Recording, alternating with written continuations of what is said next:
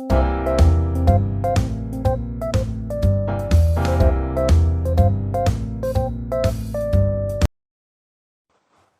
warahmatullahi wabarakatuh. Saya Muhammad Tarman Syaitan Darwis, mahasiswa Fakultas Hukum semester 4 di Universitas Negeri Gorontalo. Di video kali ini saya akan menjelaskan sedikit mengenai proses acara perkara perdata. Sebelum majelis hakim sampai pengambilan putusan dalam setiap perkara perdata yang ditanganinya, terlebih dahulu majelis hakim harus melalui proses dan tahap pemeriksaan persidangan. Tanpa melalui proses tersebut, majelis hakim tidak akan dapat mengambil keputusan. Melalui proses ini, semua pihak baik penggugat maupun tergugat dapat diwakilkan oleh penasihat hukum, pengacara, dan advokat yang bekerja di kantor hukum. Diberi kesempatan sama untuk mengajukan segala sesuatunya dan mengemukakan pendapatnya, serta penilaian hasil pemeriksaan persidangan menurut perspektifnya masing-masing. Secara garis besar, proses persidangan pada perdata di peradilan tingkat pertama di pengadilan negeri terdiri dari beberapa tahap. Yang pertama yaitu tahap mediasi. Pada hari sidang yang telah ditentukan oleh majelis hakim, penggugat dan tergugat telah hadir, maka majelis hakim sebelum melanjutkan pemeriksaan wajib untuk mengusahakan upaya perdamaian dengan mediasi, yaitu cara penyelesaian sengketa melalui proses perundingan untuk mendapatkan kesepakatan para pihak dengan dibantu oleh mediator. Mediator adalah pihak netral yang membantu para pihak yang berperkara dalam perundingan untuk mencari penyelesaian secara mufakat. Mediator dapat merupakan seorang hakim peradilan yang tidak memeriksa perkara dan dapat juga merupakan seseorang dari pihak lain yang sudah memiliki sertifikat sebagai mediator. Kewajiban mediasi diatur dalam pasal 130 HIR dan diatur khusus dalam peraturan Mahkamah Agung Republik Indonesia.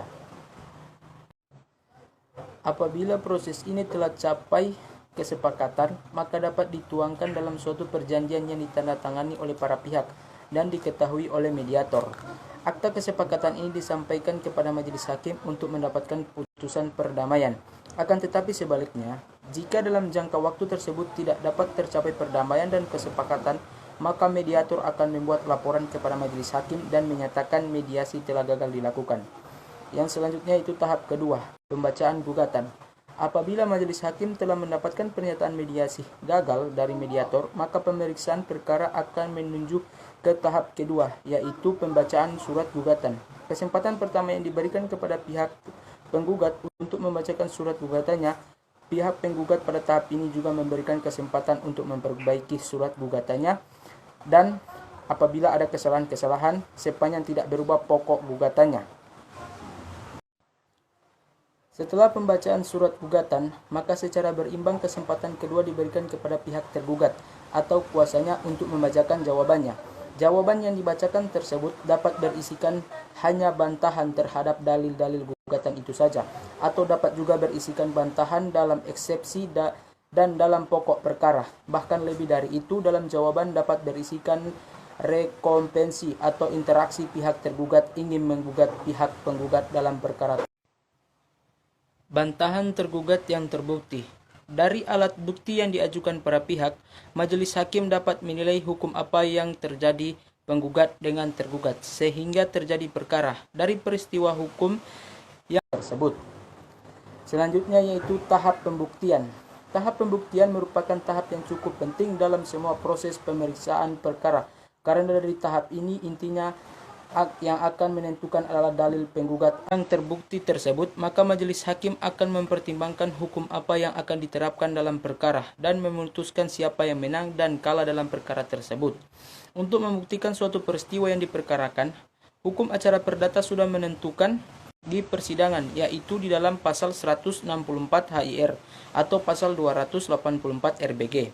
Yang pertama yaitu surat, saksi, persangkaan, pengakuan, dan sumpah. Selanjutnya tahap keempat, yaitu tahap kesimpulan. Pengajuan kesimpulan oleh para pihak setelah acara selesai pembuktian tidak diatur dalam HIR maupun RBG.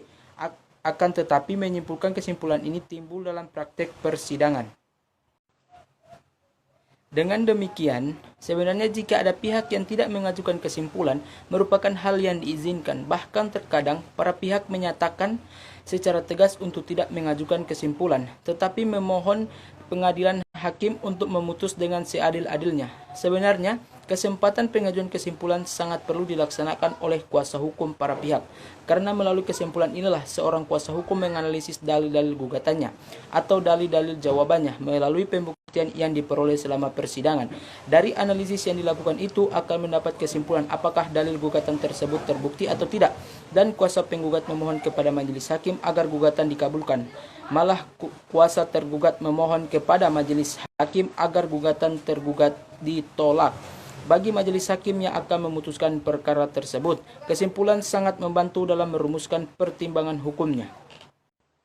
Majelis hakim akan menilai analisis hukum kesimpulan yang dibuat oleh kuasa hukum para pihak dan akan dijadikan bahan pertimbangan dalam putusan jika analisis tersebut cukup rasional dan beralasan hukum.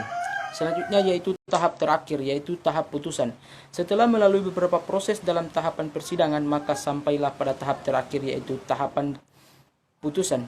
Pembacaan putusan menurut Sudikno Mertokusumo, putusan hakim adalah suatu pernyataan yang oleh hakim sebagai pejabat negara yang berwenang untuk itu diucapkan di persidangan dan bertujuan untuk menghentikan atau menyelesaikan suatu perkara atau sengketa antara para pihak. Selanjutnya dikatakan bahwa suatu putusan hakim terdiri dari 4 bagian. Yang pertama yaitu kepala putusan, identitas para pihak, pertimbangan, dan amar putusan. Setiap putusan pengadilan haruslah mempunyai kepala pada bagian atas putusan yang berbunyi demi keadilan berdasarkan ketuhanan yang Maha Esa. Kepala putusan ini memberi kekuatan pada eksekutorial pada putusan. Selain kepala putusan, pada halaman pertama dari putusan juga dicantumkan identitas para pihak, yaitu pihak penggugat dan pihak tergugat. Di dalam pertimbangan tentang duduknya perkara memuat isi surat gugatan penggugat, isi surat jawaban tergugat yang tertulis secara lengkap, alat-alat bukti yang tersedia di persidangan, baik bukti dari pihak penggugat maupun bukti dari pihak tergugat. Jika terdapat izin, maka nama saksi dan seluruh keterangan tersebut dicantumkan dalam pertimbangan ini. Sedangkan pertimbangan hukum suatu putusan perkara perdata adalah merupakan pekerjaan ilmiah dari seorang hakim. Karena melalui pertimbangan hukum inilah, hakim akan menerapkan hukum ke dalam peristiwa konkret dengan menggunakan logika hukum. Biasanya pertimbangan hukum ini diuraikan secara sistematis, dimulai dengan mempertimbangkan dalil-dalil gugatan yang sudah terbukti kebenarannya, karena sudah diakui oleh tergugat atau setidak-tidaknya tidak dibantah oleh tergugat. Pokok perkara akan dianalisis sesuai dengan bukti-bukti yang diajukan oleh para pihak. Yang pertama yaitu akan diuji dengan bukti surat atau akta otentik di bawah tangan yang terbukti kebenarannya. Bukti tersebut juga akan dikonfrontir dengan saksi yang sudah didengarkan keterangannya. Dengan cara demikian, maka hakim akan mendapatkan kesimpulan dalam pokok perkara. Jadi, bila ditinjau dari menang atau kalahnya para pihak, maka putusan perkara perdata dapat dibagi menjadi 2, yaitu gugatan dikabulkan dan gugatan ditolak. Baiklah, sekian dari saya. Apabila ada salah-salah kata, saya mohon maaf. Wabillahi taufiq wal hidayah. Wassalamualaikum warahmatullahi wabarakatuh.